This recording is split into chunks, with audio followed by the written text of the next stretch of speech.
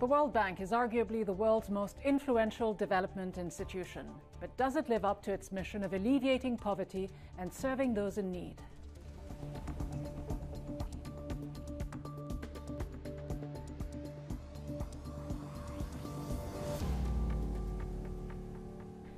Hello and welcome to Bigger Than Five with me, Ghida Fakhry.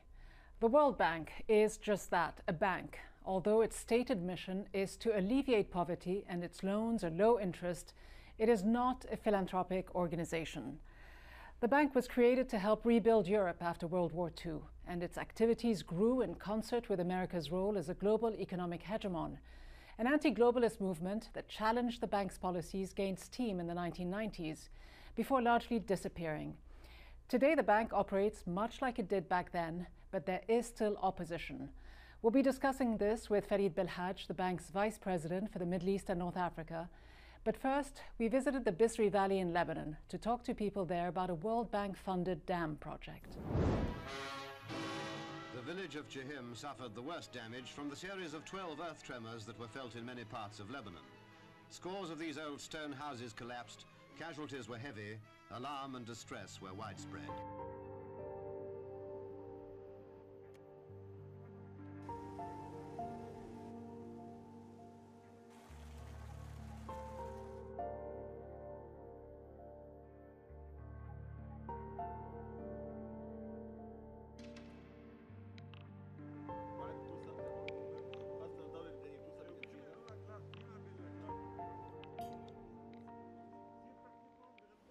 السد بده يصير ورانا فوق الجسر، يعني بيبعد عنا ماكسيموم كيلومتر.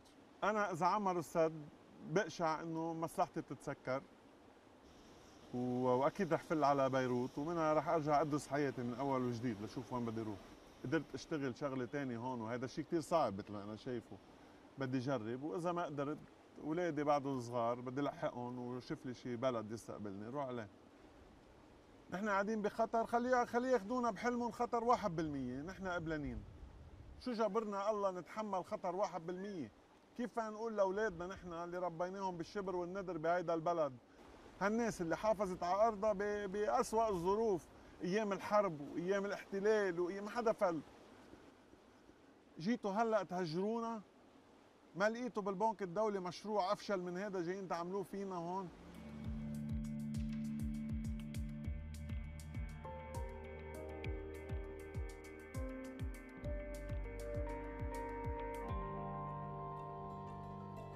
If you see in the developed countries, they are removing the dams now. You have a trend in Europe and in the US, removing the old dams built in the 30s and the 40s and regenerating the rivers and riverbanks because all the biodiversity and the ecosystem that is being created by the water. So it's an environmental crime to stop a river flow and to make dams. So please let us see what the developed countries are doing and not the third world countries. You have Roman columns, Roman bridges, an old Byzantine church and Marmusa church. These are historical sites that will be dismantled or removed here in the region. So did the bank really take these criticisms seriously? Has it made a blunder with this particular project? And does it ever reverse decisions like this one? We're joined by Ferid Belhaj, World Bank Vice President for the Middle East and North Africa. He joins us live from Tunisia. Mr. Belhaj, you heard sharp criticisms, as we have, about the Bisri Dam project. You know Lebanon extremely well, having lived and worked there as World Bank Regional Director for many years. Why is the bank funding this very controversial project? Well, first of all, thank you very much for the invitation. Look, I was in Beirut about 2 weeks ago, and I got an earful from a number of young, very bright people asking for exactly the same question. And I believe they have a point, because we may not have communicated as much as we should have over the last few years on that particular project. Look, this is a project that actually will be bringing water, healthy water, to almost 2 million people in Beirut. Lebanon, you may know, is actually endowed with an immense resource, close to 9 billion cubic meters of rainfall a year. You know how Precisely. much Well, is let me actually stop captured? you. Well, let me stop you here less then. than 5%. The issue isn't about a scarcity of water for the Lebanese. Over 40% of the water that goes on to Beirut is lost because of leakage and poor management. Yeah, look, as they say, you can walk and chew gum at the same time. We are actually working on those leakages. We are working into rehabilitating all of these conduits. We are working on that. And at the same time, we are putting together a very large infrastructure, the dam, that actually can capture around 125 million cubic meters. That's really epsilon when you look at the potential for Lebanon. Lebanese, poor and wealthy, are suffering from incredible shortages and are suffering from very bad and low quality water coming their way. But that is not what they believe. But they do not believe that this is the right thing to do, though. They don't believe that this is the solution. As we speak, more than 26,000 people have signed an online petition. This number keeps growing by the minute. They say that this project is costly, inefficient, and harmful. Why then take the risk of funding a project, a dam that would stand on a active seismic fault that many of the experts believe could actually threaten a reservoir-induced earthquake? Why take this risk? You know, look, we have looked at this project. We have studied it for dozens of years. Before I was even born, one can look at the files. Every single expert working on, expert in seismology came and took a look. All of them are in a consensus.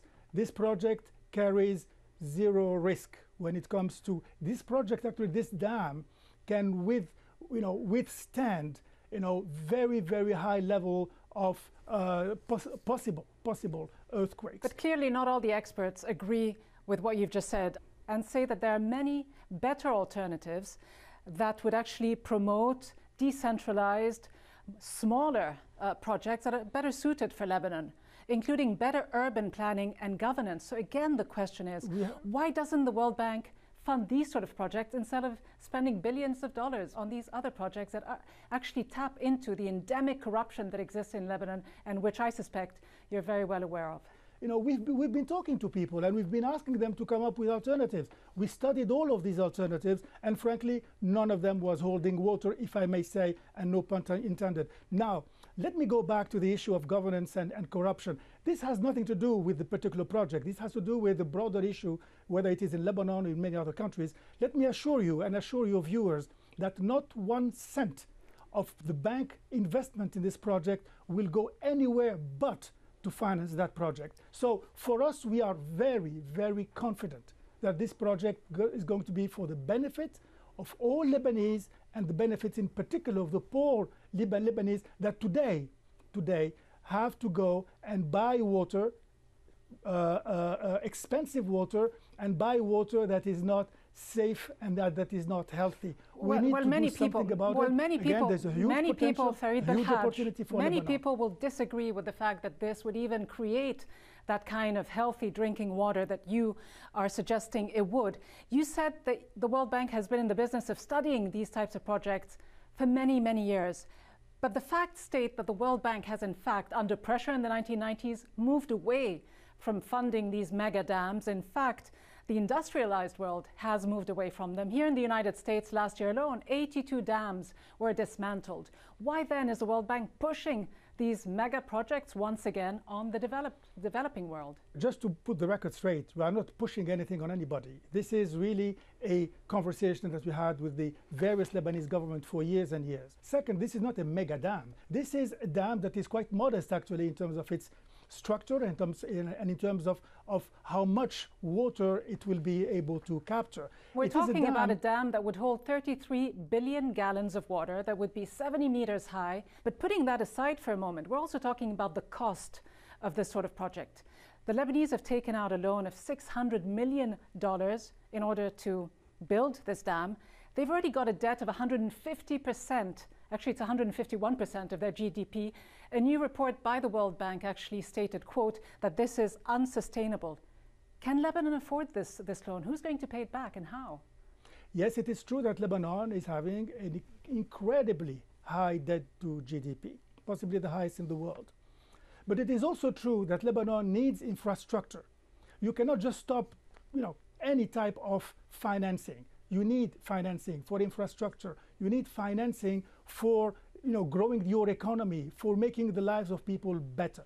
Okay? So they come to the World Bank. They get not only a very, very low interest rates, 1.5%, 2% over 30 to 40 years, and they have the technical assistance, they have the implementation capacity, and they have the transparency and the security that there will be, good governance going through the implementation of the project. Well, you mentioned good governance, and I know that good governance is an important criteria, at least an important stated criteria for the World Bank.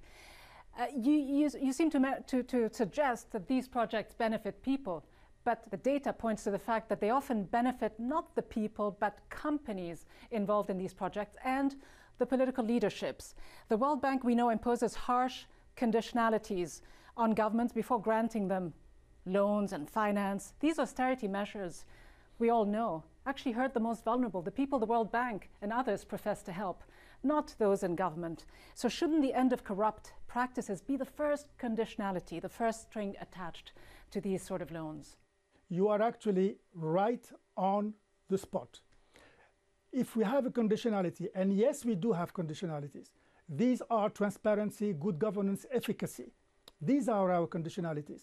And speed of implementation, this is our conditionality. Absolutely, I fully agree with you. You agree with me, yet if we look at the wider Middle East and North Africa region, I just want to actually take you to Egypt. I know that a recent World Bank report actually praised the reforms that were implemented in Egypt. The World Bank recently approved a $200 million investment project, saying the country has shown strong commitment to reforming its economy. But let me ask you this, is President Sisi truly reforming the Egyptian economy? All of the evidence, the accounts would show that he's actually busy implementing and actually strengthening his grip on power. And we also know that the military establishment controls anywhere from 45% to 60% of the economy, and that's according to Transparency International. So hardly the kind of economic reform, I think, that is praiseworthy. Would you accept? As a matter of fact, look, Egypt has done tremendous reforms over the last few years, 5-6 years. They have gone through reforms that are painful. And what they need to do today, what they really need to focus on is, ensuring that the people of Egypt who have, sacrificed because of these reforms, that these people are really protected. But should the World Bank, again, I ask the question, should the World Bank be funding projects in countries with rampant corruption? Well, as I mentioned, you mentioned that for Lebanon, and I said, look, it is true for every country where you have lapses in governance. I agree, you have that. And this is where the World Bank comes in with its transparency and with its way to implement that is really making people accountable. Ferid Belhaj, World Bank Vice President for the Middle East and North Africa, thank you very much indeed for joining us. Thank you very much, Ghida. The president of the World Bank is always an American. There has been talk in recent years of opening up the process, but as one nominee from Lebanon found out earlier this year, the Trump administration still considers it a position reserved for an American. I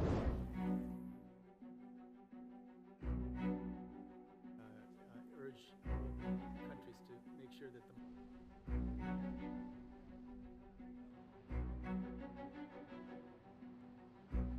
I was reading a Financial Times article, and I realized that the candidates that were being considered or that might be in the running have similar experiences to mine, and I thought, why not me?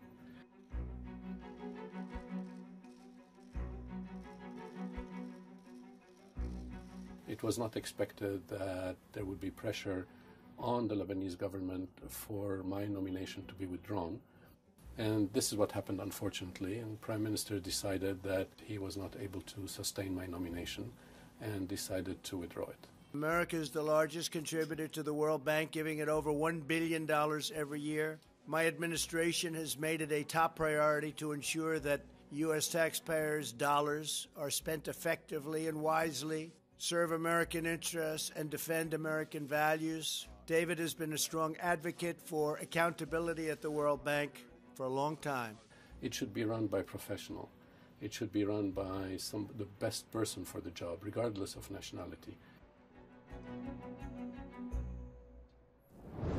So then, does it matter that the president of the World Bank is American, or that Donald Trump actually considered nominating his own daughter for the post?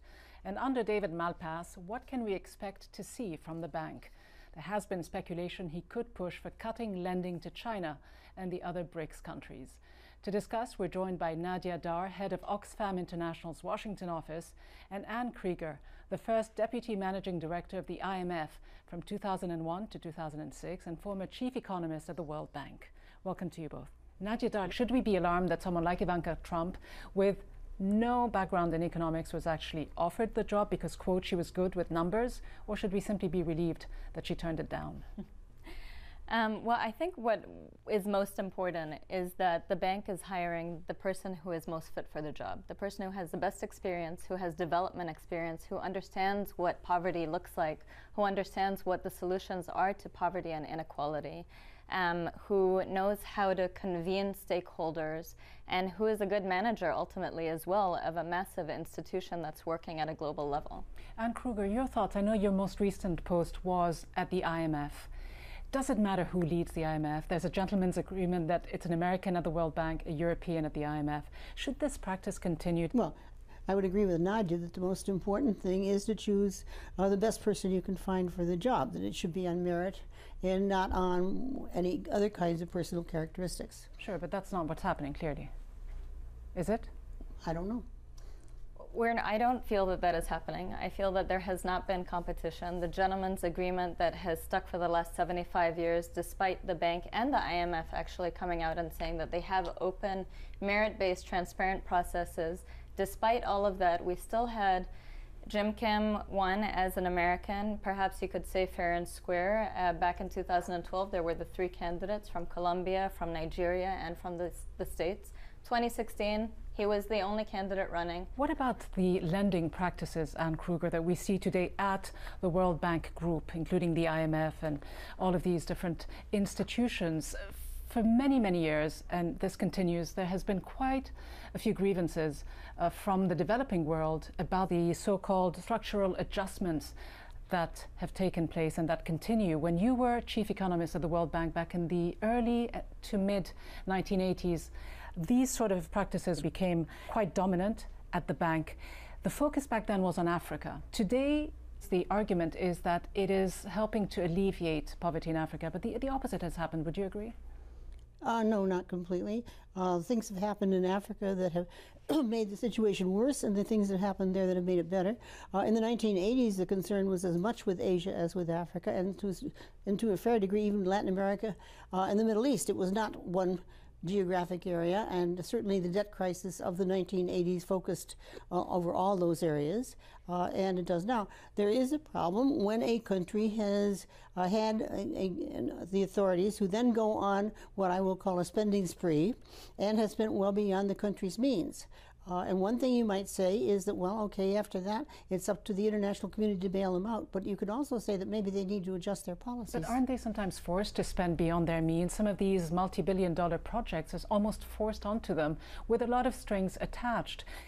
Would you accept that in sub-Saharan African countries, for example, many of the adjustment loans, and there were 31 of them back in the 1980s, have actually made the situation worse? We know that poverty levels for that region alone went up to 60% back then. And they fell in the first decade of this century, in large part because those countries finally began adopting some of the policies they needed to adopt. One of the problems was that countries went on spending, and there was not a sufficient brake on the lending to let them do so. It was the other way around, in my view.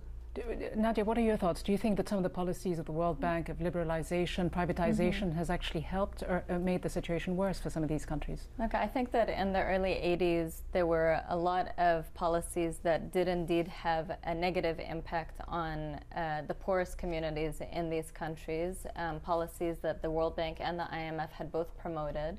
But I would say that things have changed over the years. There are learnings. And what we're seeing from the IMF now is actually an interesting take, where the IMF has said, well, inequality is a massive issue that we need to be addressing. And we are very supportive of the IMF taking on that new agenda.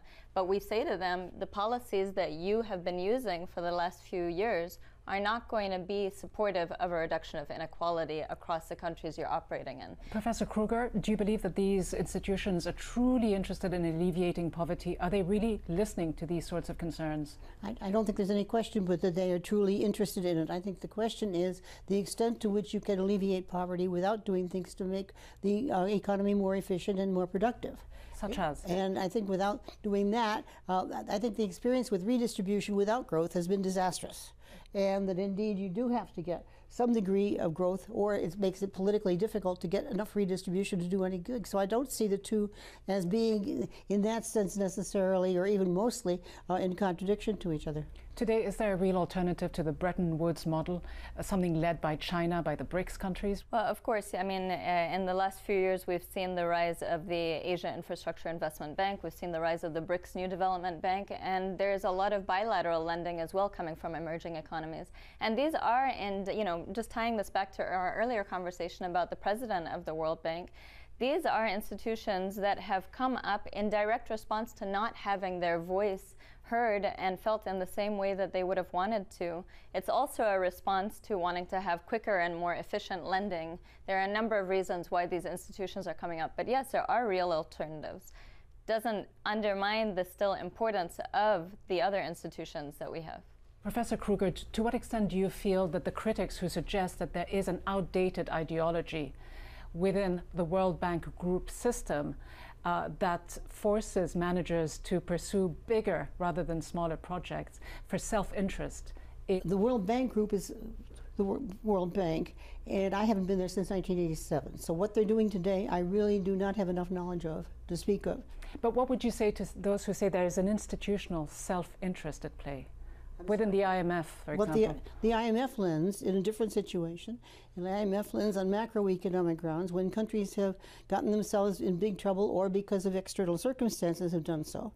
And in fact, the IMF articles dictate how the lending should be, I suppose, modified or how it should be calculated. And it has to do with resuming sustainability, because countries get to the point where they cannot borrow, they cannot print money because they've already got high inflation and other things, and without some kind of financial support, they are going to continue going down very fast.